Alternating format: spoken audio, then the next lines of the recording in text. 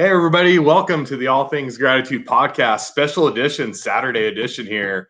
I'm your host, Nick Dorsey, and one of my good friends that became, we were a connection. Now we've become pretty good friends. And then I found out he was from the Washington area up in the San Juan Islands, which was within a couple hours of me. So that was really cool to know. Please welcome to the show, my friend, podcast host, Professor Pete Alexander. Welcome to the show, Pete. On the show. Yeah, you're welcome. I'm glad to have you on, man. I mean, it's just, you reached out to me a little while ago, actually, to connect and asked me to be on your podcast. And I think that's when we started really, going back and forth. And it's been great ever since, man. I mean, I know your podcast, Winning at Business and Life, is 6 questions in 7 minutes because business leaders are busy. I appreciated that, but we probably talked for about a little over an hour on the outskirts of all that 7 minutes. So it was really great. So really enjoyed that. So me too. But hey, awesome, man. Tell people about your podcast, how you got it started, and the reason why you do it. I mean, it's a great podcast. It's fast, it's quick. People get right to the point, and you can learn a lot in a short period of time. Yeah, what happened was at the end of last year, I was thinking, what can I do with the great people that I was connected with on LinkedIn?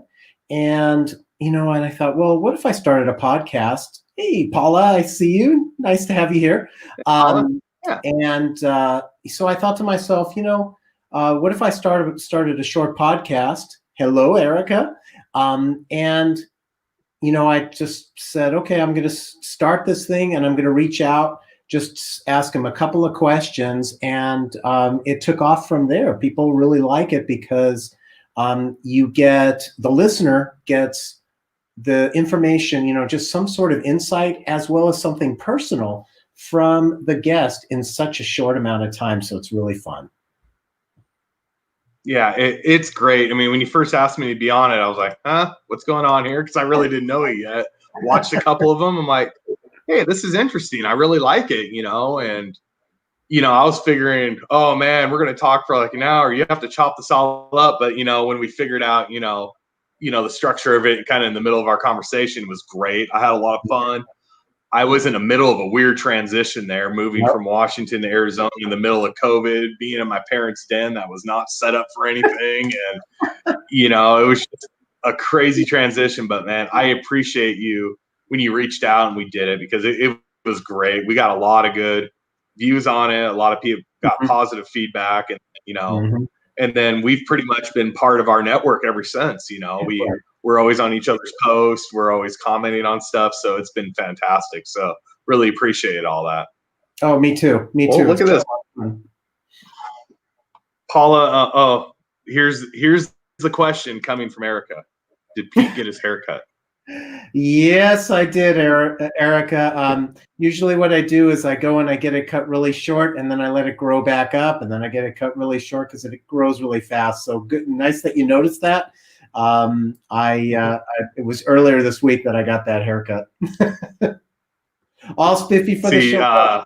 Paula's saying you get all spiffy up for my podcast. So thank you very much. I appreciate that. I know that's what you were thinking about. Exactly. And since Paul is Canadian, she'd appreciate the fact that I'm wearing a hockey jersey of the Seattle Kraken. Yep. So. Yep. The new hockey team in Seattle, which I will absolutely back being down here in Arizona. So that's going to be awesome. So I've always said I should pick up a jersey, and I'll root for the Coyote to the Kraken come down here and then, show up to the game, so. You'd be able to get some tickets from what I understand that they don't sell out there.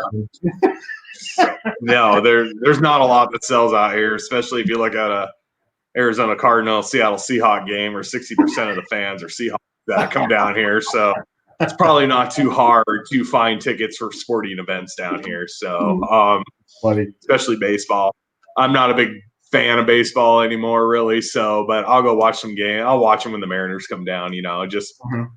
I had all those great memories of like Griffey and Buhner and Edgar Martinez and everything when I was growing up. So, I always remember that. So, be really cool. So, awesome. So, Besides your podcast, Pete, I mean, I learned something out today about you, or yesterday. You're a hypnotist.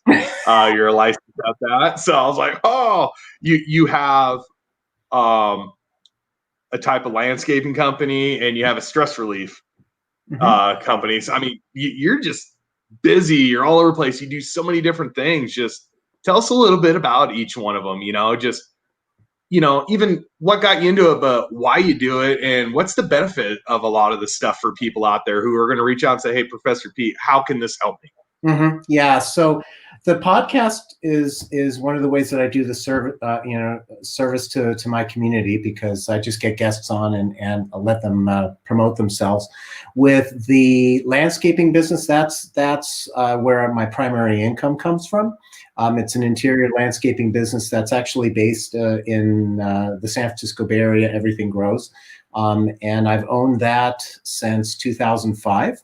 I bought it when I was working for the second company in a row that got bought by its competitor, and I decided it was time for me to do the entrepreneur route, and bought a failing business and turned it around, and now I'm happy that it's done so well. We've had a challenge primarily with the COVID, because it's interior landscaping. So, it's the plants inside buildings, and a lot of those buildings, especially office buildings, have been fairly empty since COVID. So it's been a real challenge with that, but we're positioned to ride this out and be able to survive and thrive again as the economy rebounds. So I'm very grateful for that. I'm grateful for that business. And I got involved with the stress relief work back a couple of years ago. And it was in August of 2018 when I ended up in the hospital.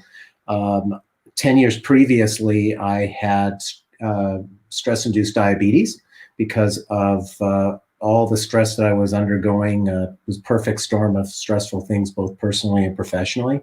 And I didn't take care of myself. I just kept on pushing through. And it took 10 years for my body to burn out. And, I ended up in the hospital. And the scary thing was I had a severe case of diabetic ketoacidosis, and I was 1 hour from being comatose. And here's the crazy thing, Nick. I got moved into ICU after the emergency room, and I'd never been in ICU before. And I was there on the second day, and my boss at the time, at around 6 a.m., texts me and says, you have a webinar you need to run at 8 o'clock. What are you going to do about it? And I pick up my phone and I start trying to reschedule this webinar. And all of a sudden, my blood sugars as a diabetic start skyrocketing again. And it was a nurse who was taking care of me at that time, who said to me, you realize that that's what put you in this hospital bed in the first place. And that was my epiphany moment. And I went, aha, and I need to do something different. So I transitioned my career to working on, first of all, to take care of myself with various stress relief tools and techniques. And then I had my friends and former coworkers, and they said, wow, you look so different. You ought to write a book about this. So I wrote a book about it, and then started coaching people on how to have a little less stress in their lives, because even a little less stress can make a huge difference over time. Oh, absolutely. And you need to sit down with our friend Ron, because he's stressing out over all this Bitcoin stuff. I mean, he might need to get a session or two with you. So exactly. Ron's in trouble because every podcast we bring up Bitcoin. It's just he set himself up for this. This is great. So he's got to love it. We owe Ron. If you are a Bitcoin seller, look up Ron Craig, because he'll love to hear from you. Oh, absolutely. I mean, he needs to purchase some more so he can get some more pants. It's starting to get cold up there in Canada, so he just needs to go that route. So, no, Pete, it's an unfortunate situation that happened to you, but it's almost a good one, because look what happened after the fact. Look what it turned into. You wrote a book, you have a successful business with it, you get to meet all these people and help them out personally. So, sometimes in life it's really weird how it works, but when a negative situation is happening, you can make a positive out of it. It's an amazing what it can turn into. And then it sounds like it turned into such a positive for you. Yeah. And you're absolutely right on that too, Nick. For me, the whole aspect of gratitude really encompasses almost everything I do. In fact, I know you know this, back right as COVID was in its first skyrocketing in March, I had a really serious fall off of a ladder and busted up my left shoulder very badly. And, I'm actually very grateful that happened for two reasons. One, I was supposed to go on a couple business trips. It happened 2 days before one of the two business trips. And I'm convinced that I would have either caught it myself or I would have given it to someone who would have, maybe not survive it. And secondarily, I'm very grateful that when I fell, that it was just my shoulder that got busted up, because had the ladder gone to the right or to the left, even 4 or 5 inches, I could have been paralyzed or killed because of what I would have hit on the way down.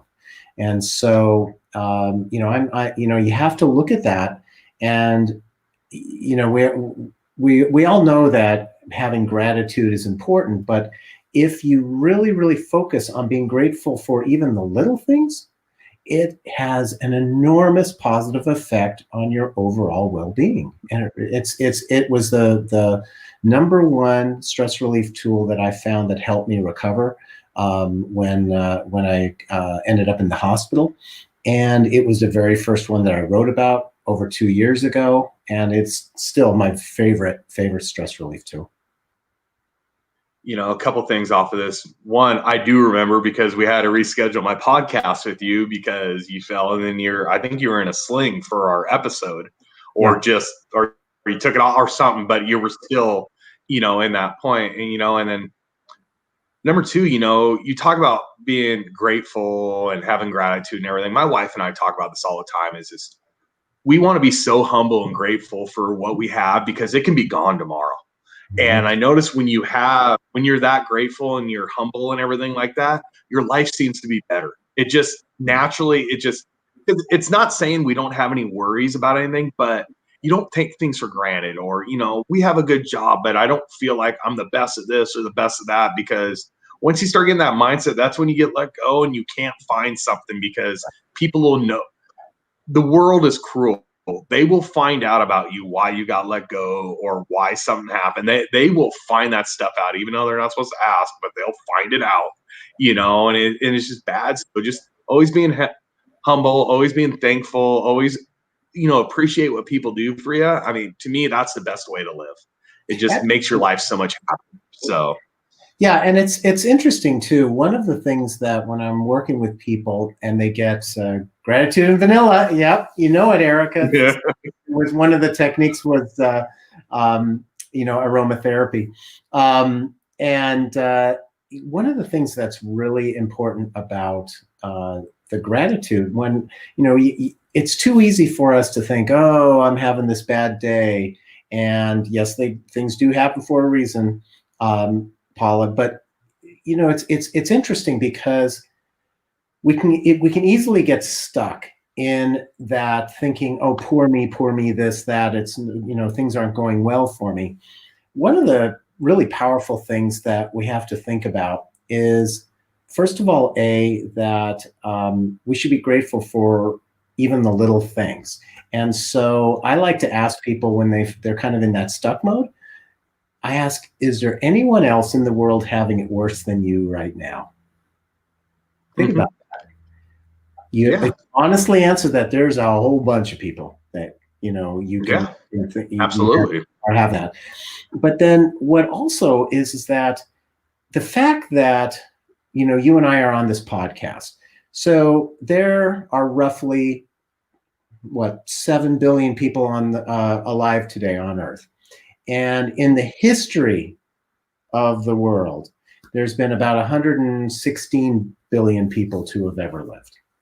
And so if you think about that, simple math says 14 out of 15 people who have ever lived on Earth are dead.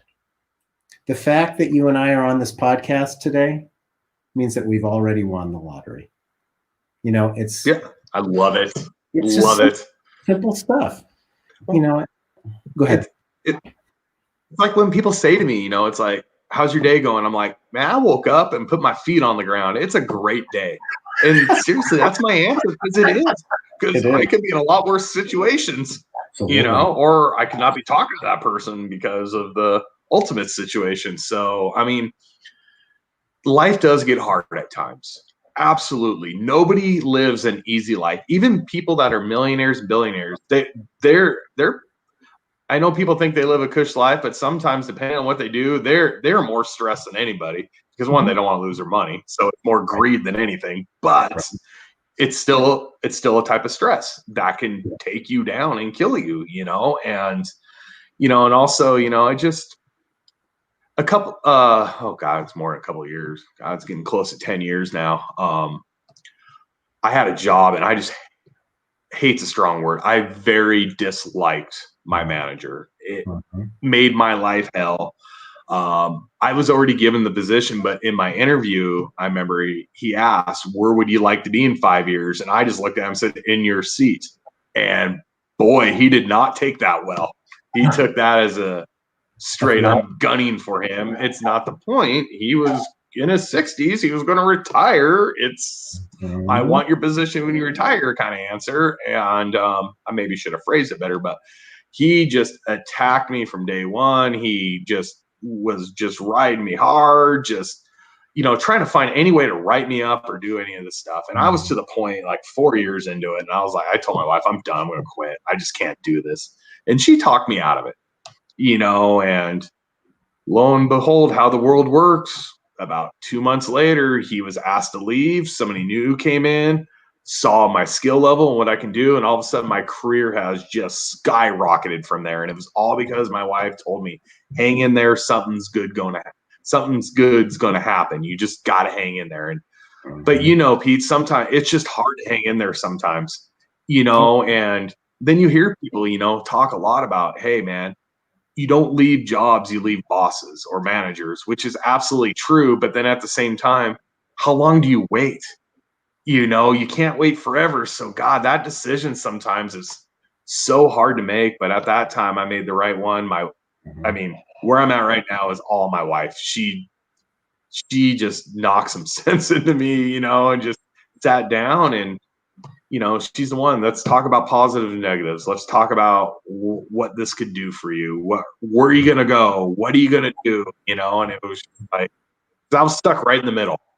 My skill set had me up high, but I never had the title. I would have to go back down to a lower position because I didn't have the title. I was just in a weird spot in my career at that time. But, you know, it was some of the best advice I've ever taken, you know, and it absolutely worked out. So, I mean, but I get those stressful situations. I wasn't sleeping. It was just making life really hard. I was to the point where I did not want to get up and go to work. And that really sucked. You don't want to show up somewhere because of one person. It was one person. Yep. So it's unfortunate, but you know, it's just, you know, in the long run, it worked out. It's like when you went through your hospital thing, I'm not saying mine was to that point, but that was kind of my situation of, I didn't want work, didn't want this, couldn't deal with this, didn't want to deal with it, but you just had to hang in there. And I made a positive out of the negative, and it's the best decision I've ever made. So, yeah. And you know, the thing, married my wife. People, yeah. Well, she, you know, there's a couple of things that what I heard from that. One is, you're absolutely right about people leave bosses, not companies.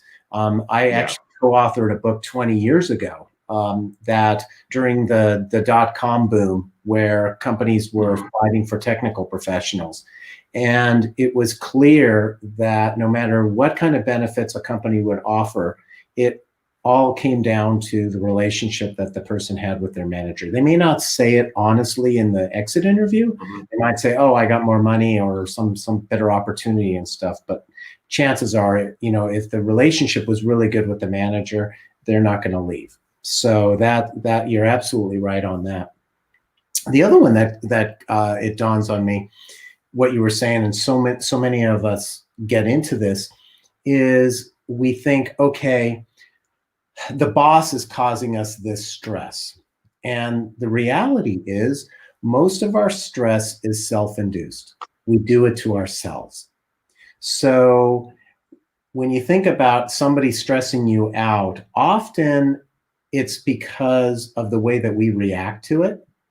And, instead of, maybe, in certain cases, a boss is, you can't gel with them. That I totally get that. But in many cases, a lot of people don't speak up or try and suggest alternatives, things for working relationships, etc., where, that could be really helpful. And so what we do is we start thinking about, oh, I'm really stressed. Bye, Paula. Enjoy dinner. What we end up doing is worrying so much about things that are beyond our control. And when we really expend all this energy on things that are not within our control, it is exhausting. And when we get exhausted, our decision-making process is not as good. But if we think about, okay, what is it that we can control in this particular situation, and really focus our attention on that, because that we can affect change on, our stress will actually go down.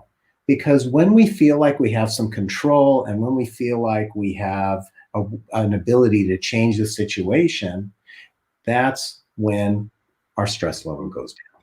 So it's interesting, and it's I end up asking people questions. Okay, so tell me more about this situation. What's going on? What, they'll say something like, oh, my, I'll give you an example. When I told you that my boss texted me at 6 a.m. saying, what was I going to do about it? Well, how was I wired? Oh, I got to fix this. Like this. Mm-hmm. Instead of, saying, hey, can we get somebody to help me here? Mm-hmm. Instead, I just tried to take it myself. And it wasn't, and I don't blame my boss for that, because it was my reaction to what she texted to me that caused my blood sugars to spike. But I could have taken a different tact. I just didn't, because I went immediately into fix it mode. I agree with you. A lot of stress we put on ourselves is on us.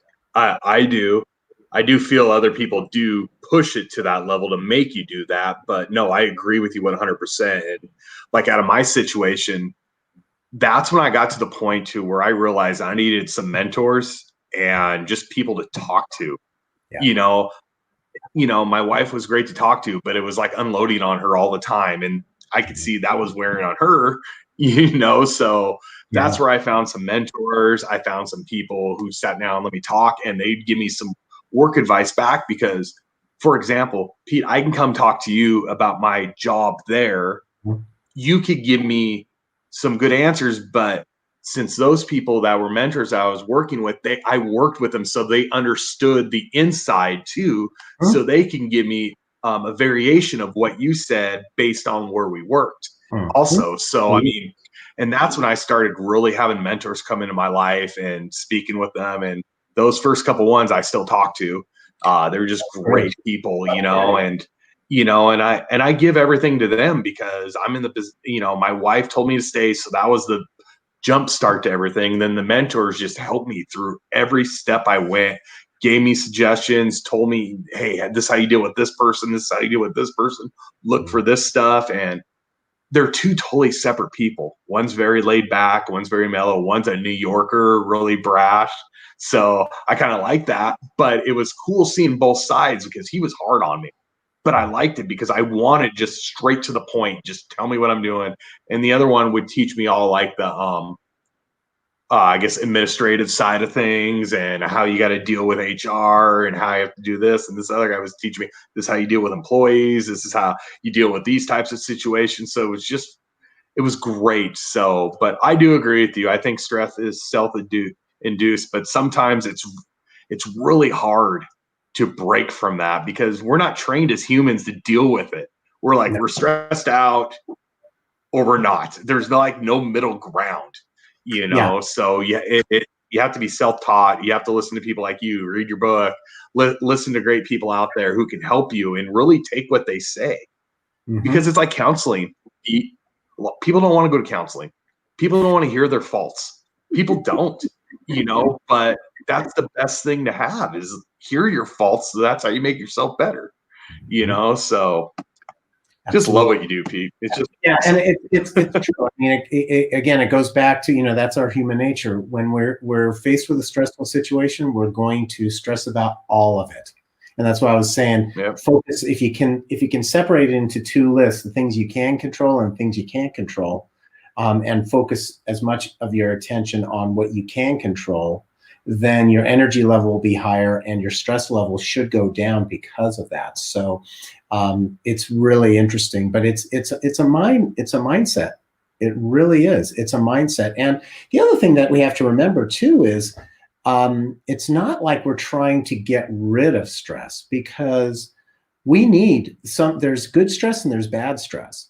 And so, the good stress, also known as eustress, what it does is it allows us to get things done. So, deadlines, getting projects done, those kind of things where you enjoy your work, you take pride in your work. Those tend to be good stresses. They're not going to have a negative effect on your mind or your body. Where the problematic stress, the negative stress, comes in is in situations like, have you ever done this, Nick, where all of a sudden something happened to you and you beat yourself up with guilt, let's say, from the past, and you keep going back into the past and you keep beating yourself up and you keep beating yourself up? That's ruminating, and that's really exactly Dr. Richmond. Focus on what you can control. Absolutely. Oh, look at this. Joe's here. Yeah. Hello. Batman's in the house. Batman is in the house. So, if you ruminate on something in the past, what ends up happening is you're creating this negative energy about that, and you can't change it. You can learn from it, but let it go. Forgive your past. And then the other type of negative stress is anxiety about something in the future, where we start over exaggerating about all the negatives that could happen.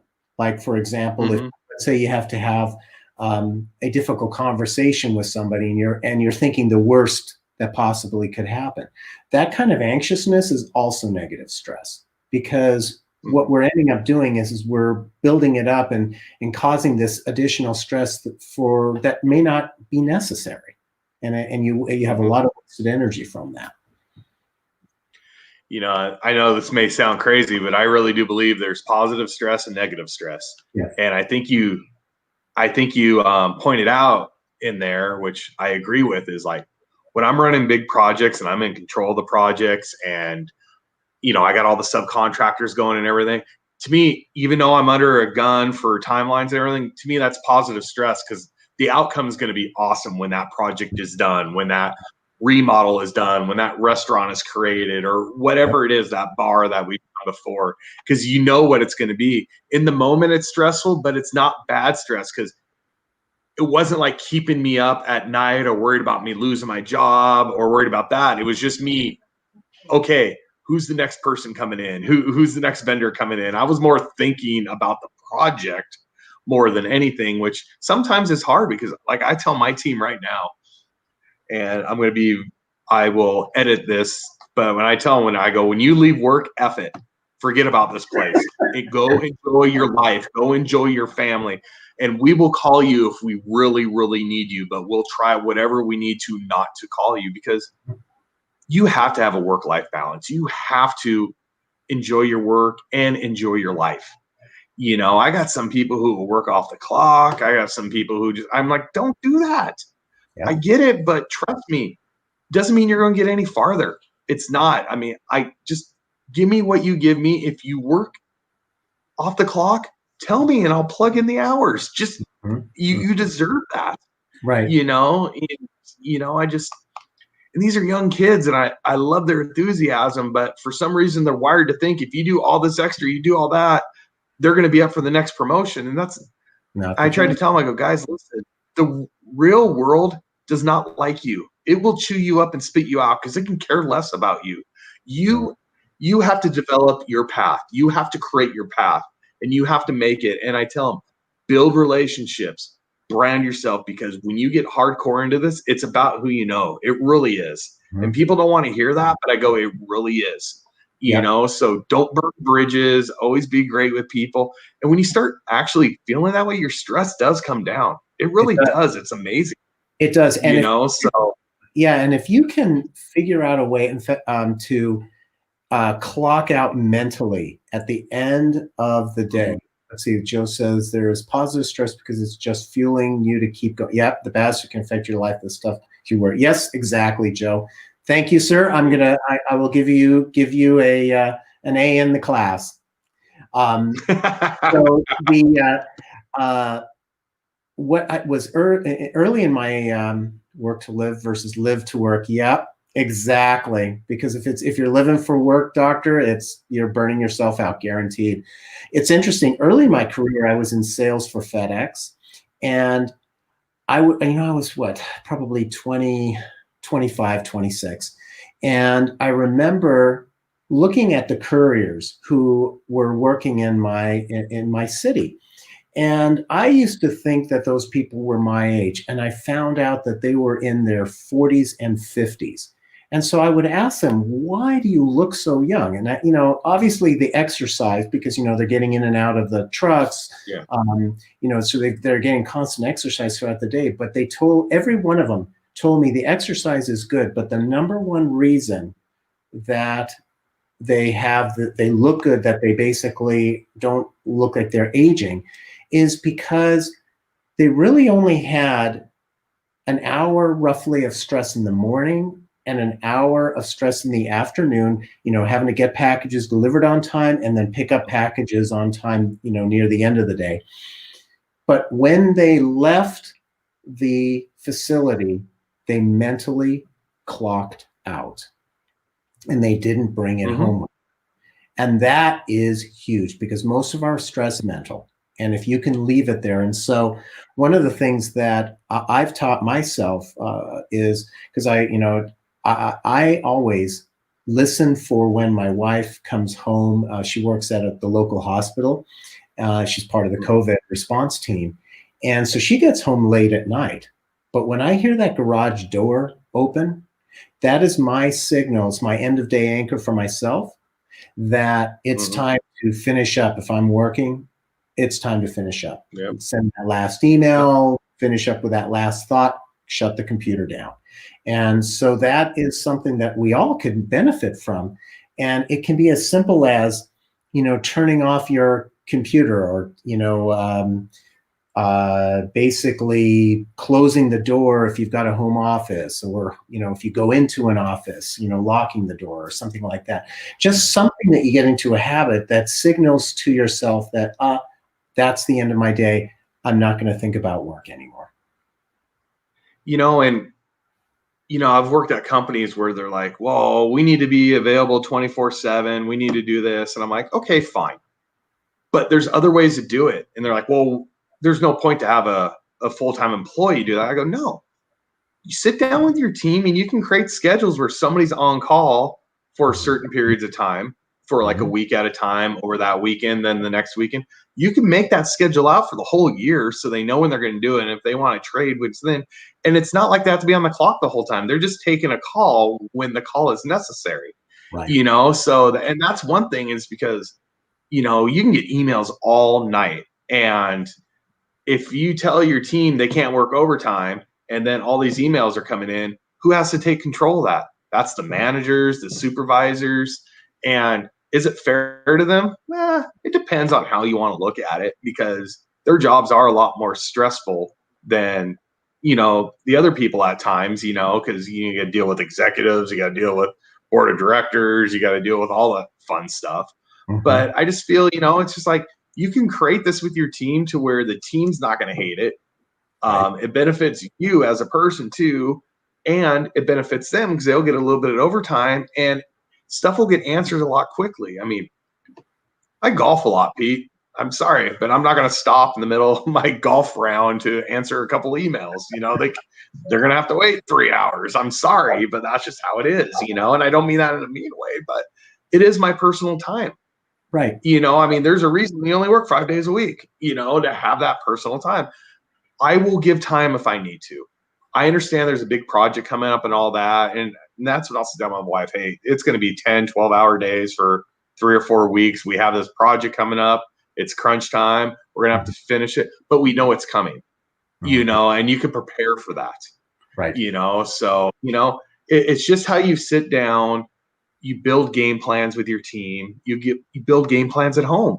I mean, it goes both ways, but I love how you just say, I shut down when my wife comes home. That is great because that balance is so important. And so many people don't have it. So many people don't have it. And they're wondering why, like you said, why you're 30, 35 years old and you're in the hospital for exhaustion, or you're overstressed, or you've created you could become diabetic over this because your blood sugar levels and everything, but you're self-inducing that to yourself because a lot of those people who are stressed out, they're not eating healthy. It's multiple energy drinks because I have to stay awake. And a lot of times it's so easy just to drive by a 7-Eleven or a Circle K or whatever and grab some junk food. And you're eating a bag of chips, you're eating a candy bar, or you're eating one of their burritos, which is probably not the greatest thing in the world to eat. They're little pizzas, and people don't realize how much all that builds into the final outcome, and it's crazy. So, I mean, this is I think it's such an important topic. It really is, because I think people take stress relief and all that just for granted because you're not wired in school or anything to deal with it. It's just this is what you're doing. This is how it's going to be. Mr. Curtis, what's up? Good to see you, Blake. Yeah. So, I mean, you're absolutely right. I mean, and even I'll take it one step further for what you're saying, Rick. What did I call you? Jesus. First person to call me a different name on the podcast. That's awesome. I mean, Rick, Nick, it all rhymes. I mean, you could have called me something much worse that rhymes with my name, so I really appreciate that. So. I know that, but no, you do look like a friend of mine, and it's just it's just when I looked down and stuff like that, I thought of him. It was so funny. So let me go ahead and balance this. So my apologies. Let's start over. Hi, Pete. My name's Nick. How you doing? So, in taking it for granted, what we take for granted is our health. That's the problem. Mm-hmm. And so we just assume that it'll be there. And, if you think about it, the last time, Nick, the last time that you were sick, with whatever it was, really sick, did you feel like doing anything other than lying in bed? Probably not. But no. Yeah. So are you any good to anyone, your job, your wife, your kids, when you're super sick? Chances are you're not very good with that either because you just don't have the energy.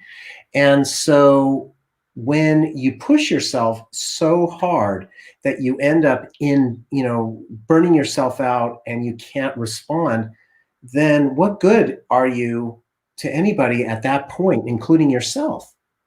It's just not worth it. It's not worth it. It's to trade your mental and or physical health for your career, for any other responsibilities is a very slippery slope and a bad trade. So I got a scenario for you, and I like to know what you think about it. Is now all these companies know people can work from home, right? Because that wasn't really offered before. So, the joke I kind of make is, great, if I break my ankle now, they know I bring my laptop home, I can work from home. They're going to expect me to sit on the couch and do work because I work from from home. Yeah. Now, if you're sick, you think some companies are actually going to expect that? Oh, you're sick, but you can work from home. All you got to do is turn on your laptop and answer some emails. See where that slope is now? I mean, that's what I'm really worried about is, and companies, they won't say it out loud, but holding it against people who don't do anything when evaluations and everything come out. I mean, it's a moral check for companies and bosses now, and leadership. I think you raise a really good point there. And I think that has to do with the culture of the company and the communication that the employee and the manager has. Because, I think back to the best managers, best relationships that I had with the people I reported to, there was a level of trust. And so, like, let's say if I was reporting to you, Nick, and you and I have a great working relationship, and you know that I am a high performer, I normally work really hard, but if I am just completely, just have no energy, I can't even think, opening up the laptop and sitting there and responding to emails when your brain is pickled because of the medication you're on or whatever it happens to be, your chances are you're probably going to make a mistake or two. And then that's going to create additional stress. So I think that it's a matter of, if the culture of the company expects you to be working, if you say that you're sick, that's one thing. So you have to start thinking about, is that the right company for me to be working with long-term? And secondarily, if you have a manager who is telling you that they expect you to be delivering on all of your responsibilities when you are physically sick, then you got to question that as well. I remember I worked for a company for a while, and I'd always tell them, well, we got to push this off a little bit. We got to push that because I got somebody on vacation or something, And I remember a response I got back was, wow, don't you deny anybody's vacation? I'm like, no, we give them vacation time. So we expect them to take it. I go, I want them to leave. I want them to come back re-energized. I go, and this is when I was living in Washington. I go, you got to realize there's only 4 months out of the year where people are going to take vacation. That's the summer. So, and there's studies out there, Pete. It really shows in the summertime, you got to expect your production to go down 15 to 20% because people are calling in sick. People are taking time off because that's a nice time of year. Now, here in Arizona, some people will take off during the summer because it's a freaking 115 degrees here. So they're going somewhere where it's cooler, But I always said during the summer times, you got to expect production to come down. And that's not a bad thing. It's just, and I always tell companies who would fight back with that, I go, well, if you don't want it to happen, don't give them vacation time then. Good point. I go, you're doing it to yourself, and I go, I want my teams to have vacation. I want them to take off and come back refreshed because everybody needs it. Yep. Everybody, I don't care who it is, from the CEO all the way down to the janitor, they need time away to clear their mind, to come back re-energized. Yes. That, to me, is very important. And sometimes I'll tell people who don't like taking time off, I go, you're taking off this Friday. And they're like, what? I go, you never take time off. Go take a day. Go enjoy yourself. Just get away from here. I go, I love your work ethic. I love how hard you work, but you're burning yourself out. Yes. And what good are you going to be to me if you burn yourself out, or to the company, or to yourself even? Yeah. So that's how I work. I can sacrifice a little now for when I know a month or two from now, when everybody's full in, nobody's on vacation, people are going to come back energized in that month and a half, and we're going to just kick ass and get more work done with the least amount of mistakes because they're refreshed, they're ready to go. Yeah. So, and the other thing too, I don't know if Dr. Ken agrees with this or not. He gives me kind of the O sign. So, to your point as well, the other thing, if somebody burns out, or if they're so stressed because of so much work to do and they're not taking that time off, what if you lose them? What if they decide to go to another company? So now you've got the problems of having to fill that vacancy. Who knows how long that's going to take? And you lose the training of that person, the knowledge of that person. And so that just adds more stress to the manager. And, the other point that you make about burning out because you're working so hard, the reality is, if we're checking our messages, let's say our work messages in the evenings, on the weekends, on our vacation, and we're constantly doing that, we don't give our mind or our body the opportunity to recharge. And if we don't give our mind and our body the opportunity to recharge, we haven't stopped working. And there's only so much that one individual can do before, as we've talked earlier, you hit that burnout. And once you hit that burnout, it can be devastating. It absolutely can be devastating. Well, how about this? You talked about what the employee, what you can lose from a company side on the employee. I worry about my team members' personal lives and lives themselves. Right. What if somebody burns themselves out? How long does it take for somebody to come back if they even make it back? Because, that burnout can turn into stress. It can turn it's stressful. It can turn into depression. It can turn into they can go a lot of wrong directions, turn to alcoholism, drug use. It can turn into a lot because they're trying to cope with it because they don't know how to handle it properly. And, you can lose a great person, not just for work, but just somebody general in their lives. And I never want to be that person that's caused somebody to do that or get to that point because it's just ridiculous. It's just absolutely ridiculous. I'd rather fire somebody. I don't mean this in a bad way, to get them away from that because they're harming themselves, or have a great conversation with them or provide them with Professor Pete Alexander's phone number and we can do some classes with them, but I'm serious about that. I'm a type of manager where we need to get the work done. I understand it, but at the same time, my job description is my job description, Pete. It is what it is. That's what they're paying me to do. But I feel on top of that, it's my job, especially now, the average age of my department is like 25 or 26. It's my job to prepare them for the next step in their career, the next step in their life, to get them going. If they stay with our department, awesome. If they move on to another department and it's better for them, awesome. If they even go into another company where they got a good promotion and they become a supervisor or manager and it's helping out their career, it's helping out their personal life, then great. Because I just feel that's what it's about. Right. People take it too personal when people leave jobs. And the only way if you're taking it personal, that means you're not really a great manager. They're probably leaving because of you. Mm-hmm. You have to fill them full of, just positive reinforcement, just positive energy, and do what you can to mentor and train, especially the younger generation. People complain about, well, they're not going to do this, they're not going to do that. Well, the only way they're going to know is if you train them right and you prep them and you get them ready.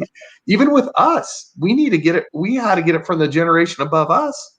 Mm-hmm. So it's just, it's just all this stuff, and I tell you one thing, a big thing that's helped me, Pete, was I was down and everything, and people could say it's an excuse or whatever, but moving down here where I have sun every day and it's not gray or rainy or cloudy. For me, that's just helped my mental capacity when I wake up. I don't care if it's 115. I could still be inside the house when it's air conditioned, but when I just look outside and it's blue skies, I just feel happier. And I don't know if that's just a knee-jerk reaction because I move, but Pete, you can tell me if I'm wrong, but there's a reason why, Washington does have some of the highest depression rates, suicide rates, and drug use. And it's not because of who people are living around. I really do think weather does have something to do with a lot of this stuff, and I'm witnessing it firsthand right now, so I don't know. It's just observation. It is, and I made sure where I live, I get, it was really important, 33% more sun than Seattle does. So because I don't want that, and it's interesting because it's the overcast, when it's dreary, if you let that affect you over time, and if you notice that, and see, kudos to you for noticing that it had that effect on you. because it's something where you see it in the Scandinavian countries. It's very similar as well. So there's a high suicide rate there because of the overcast nature of the weather there. So it has definitely something to do with it. Absolutely. And it's interesting. Oh, go ahead. It's just weird too, because, and there's another mental capacity too. It's like down here, it rains maybe 5 or 6 times a year. I mean, it barely rains. Yeah, we need rain. We're in the desert. I get it. But then at the same time, I know I can schedule things, and there's a 99.9% chance that I am going to be able to do it because the weather is going to be nice. And that even helps out more too. It's just, I remember Washington, we were like, oh, we're going to go golf and we're going to go do this. And you wake up that morning, oh, it's raining. We got to cancel it. And, and my shoulders go from this to down like this. And it kills your day. It really does. It just destroys your whole day. Now, if I was doing something where rain was part of it, I can go fishing and it rained and it was fine. Not a big deal. It's just, I'm going to be on the water. It's all kind of part of this. It's cold weather. I knew this was going to happen, but man, when you're scheduling going to the zoo with your kids, maybe, or, going places that are outdoor with people you want to really be with and you can't do it. God, it's just such a mental block. It really is. It's just, yeah, so. And you changed it up. You changed it up. And that's a key thing, is if you don't, when your environment is one where it's affecting your mental state, you got to change it up. And, it may require, a physical move. It may require just changing things up in the way that you do things. I mean, it really depends. But, you took action, and that I commend you for, because a lot of people could just sit and go, I live here and it's raining and I can't do anything about it. Well, when we take the victim mode, then you're never going to get out of it. You have to take action. Absolutely. It's really weird, Pete, because it's such a different world living here in Arizona than it is from living in Washington. And one of the main things, it's just crazy, is everybody in Washington really lives for the summertime, because that's when you're going to get your weather, and everything. And down here, I realize people live for the spring, fall, and winter, because it's about 80 degrees. It's about 75 degrees. And it's like, now, I mean, what is it? It's 103 today. It's been 115, almost over 110. I think we had for 72 straight days. Wow. It's hot. It is freaking hot. I'm not going to lie, but like I said, it's always sunny, but now it's 100, I was out golfing this morning at 98 and it felt great. And that's so weird for people to hear who aren't from here, but I'm like, but it's 110 for so long. 98's like a cold spell, man. And we had a morning where it was like 75 and I wore a coat all day till like 1 o'clock. The high was 89 that day. And I was wearing a long sleeve hoodie, because I'm like, I'm freaking cold. I'm like, oh my God, I've adapted already.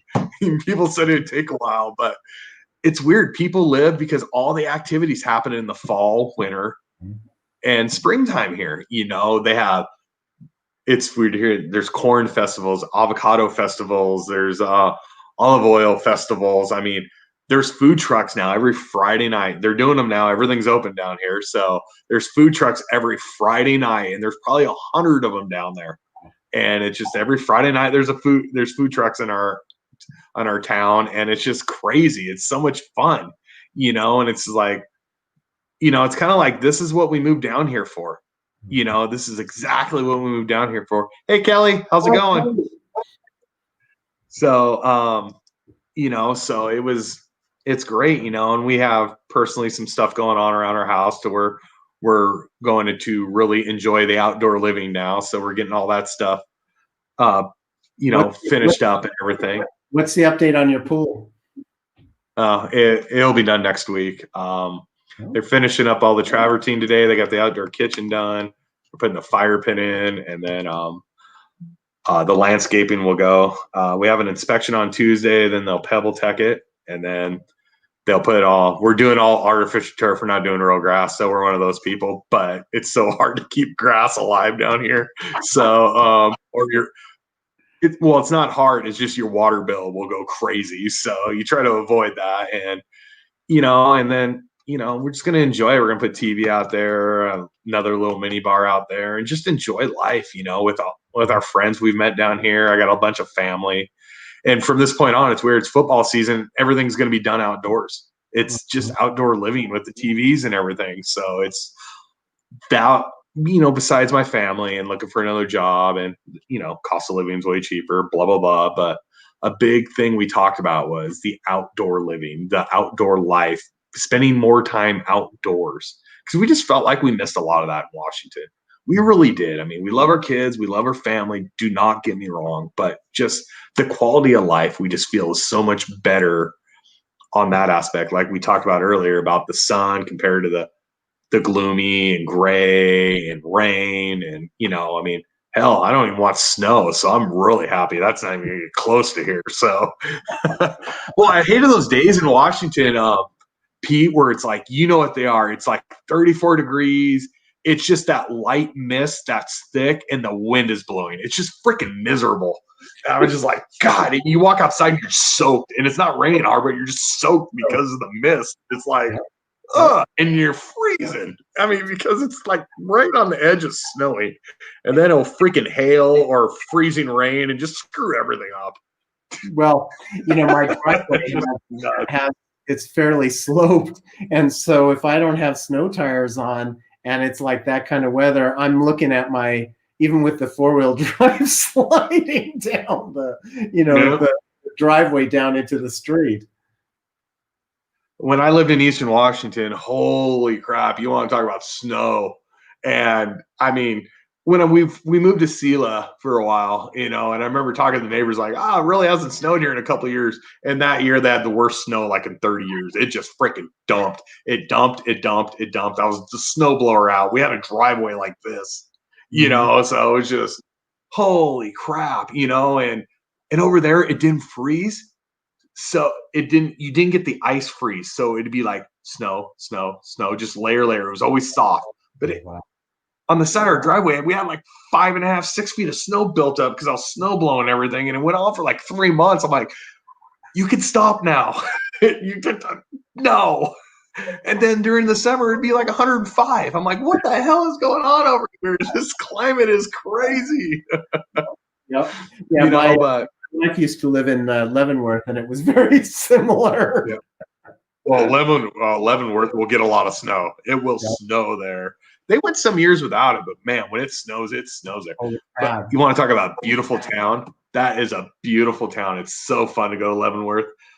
People don't know it. It's like it's kind of built around Scandinavian ways. I mean, there's just a lot of breweries. There's Oktoberfest. There is amazing. It's probably the main attraction is probably 2 blocks long, maybe 3 blocks long. It's not. It's just a road. Yeah, then with a little putt-putt golf there across the other side, kind of going down on the other side, little fence. But God, their Christmas festivals when they light up the tree and everything, God, that's just awesome. And, it's such a hidden gem for Washington, but it is so popular. You got to book that thing a year out to even get close to that place. So I mean, it's just. And it's a trek to get there if it's snowing. My God, it takes a while to get there. Yeah, so it's 2 hours east of Seattle. So you would take Highway 2, wouldn't you, going across the top there? Yeah, is that 2 or 12? Well, that's 2. Yeah, it depends. If I take the ferry, I would take 2, but if I come through Tacoma, I would take a different route. Because we would take I-90 over and cut up after Ellensburg or right before Ellensburg and boom, straight up there. So that'd be the fastest route for us. Then when I lived in Bonnie Lake, I'd probably take White Pass or Chinook Pass and then come up that way because I lived right off 410. So that's a beautiful drive, but it's a single lane going up there before they close it for the winter. Not a fun drive. No, not a fun drive. That's a scary drive. No guardrails and it's straight down. Yeah. It's like, whoa. It's beautiful during the summer. Absolutely beautiful during the summer. Again, going back to those 4 months out of the year that are really great. Yep, absolutely. So, well, Pete, man, I always say I want to keep these to a half hour, and once again, we're hitting the hour mark. But it's fun because we had a great conversation today. This was amazing. Learn some more about you. What you do is just great with all your stress relief and how you help people out. And your podcast, I highly recommend it. I mean, people follow Pete. Pete, tell everybody where they can find you, what channels you're on, social media, and websites, and all that fun stuff. Sure. Well, thanks. First of all, thanks for having me on, Nick. It's been a pleasure as always. So it's a lot of fun, and for everybody who popped in for that. But people can find me on LinkedIn, Professor Pete Alexander, and that's got my channels, the podcast channel and the stress relief tips that I do weekly. Or you can find me on my website, PeteAlexander.com. Awesome. Guys, find Pete. Follow Pete, follow his pages, follow the website, follow the Pete Stress Relief. It's great. Follow it. I mean, there's just great tips in there, and it won't take you hours or a long time to read or watch the podcast. He's quick, right to the point. It's like bullet points, bam, bam, bam, bam, bam. And and listen, I tell you what, right now, if you engage on his posts and everything, he'll be right there and answer you right back. It's great. So, I mean, Pete, you're a great connection. I just appreciate our friendship. I appreciate, us connecting with each other and just keeping this going. It's been outstanding. I mean, we're on the same post and we talk. I try to get on daily, but we're engaging on each other's posts whenever they're there, and it's almost a daily thing. So it's just been great. So I want to thank everybody for tuning in. Please find us on YouTube up there in the corner there. Like my friend Erica says, smash the bell for me, please. I'd appreciate that. And subscribe to our page. Also, you can find me on LinkedIn. The network's been fun. I appreciate everybody who's part of it. It's growing. We're getting up there in numbers, so it's great. So thank you, everybody. And, come follow. You can find this little dude. He's been up there a little bit. We do have an All Things Gratitude LinkedIn page, too. I need to check it more. It's really hard navigating 2 pages. I don't know how Ira does like 5 or 6. I have no clue how he does it. So congratulations to you, Ira. I know you have too. It's hard getting on there because sometimes I'll be logged off, and I'm on the wrong page answering the wrong thing. I'm like, oh my God. So it's just like, good Lord. So everybody, thank you for being part of the All Things Gratitude podcast today. Sorry, I'm looking down. We have a great schedule of everything coming up. Hey guys, listen. You're going to love this, Pete. Tuesday is going to be a treat. The pirate himself, Russ Johns, will be on the show. Love Russ. He was the very first podcast I was on. Really? That asked me to be on. Yes. And it's fantastic. I've met Russ in person. We live like 45 minutes from each other. So we've met. We've had some drinks with each other. We've had dinner. Russ is an absolute fabulous guy. So please, after I repost this, connect with Pete. Check out Tuesday when we have the pirate himself on. And everybody, thank you for tuning in. Have a great day. Sorry about the change up on time, but got to mix it up a little bit sometimes. So, Pete, thanks for being on the show. I really appreciate it. Have a great night.